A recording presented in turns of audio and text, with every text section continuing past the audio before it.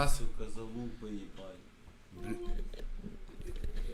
Честно, в данный момент моя жизнь поделилась на два момента. Когда я тебя встретил и пока я тебя не встречал. Ну реально.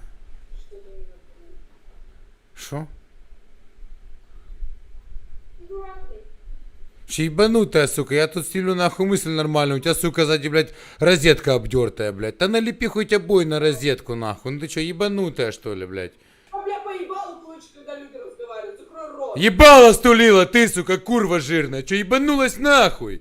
Конечно, блядь. Ты давай слышь, ты всё. по ебалу не получала, ты, сука, скотина, что? ебать. А тебе нравится, я знаю. Тебе нравится, когда тебя, сука, унижают, проститутка, блядь. Тебе нравится, конечно, блядь. Не, ладно, малая, в натуре, слышь, ну ты бы хоть бы залепила бы розетку, и своей подруге тоже. Ух, слышь, ты хоть ебала, сделай попроще, ты, натуре, роготека ебаная. Я понимаю, была бы ты малая охуенная, я бы своего бы ебала бы завалил бы, даже бы его не открывал. Ну ты посмотри на себя, ты не лучше меня, ебать. Ну реально, по факту. Ну ты хуйня, ебать. Поэтому даже свое ебало не открывай, натуре. Дырка ебаная, сука. Сидят две залупы, сука, ебать. Базаровы были б телки охуенные, я бы свое ебало бы завалил, бы даже не открывал, нахуй. Две залупы вонючие, сука. Давай выпьем, братишка.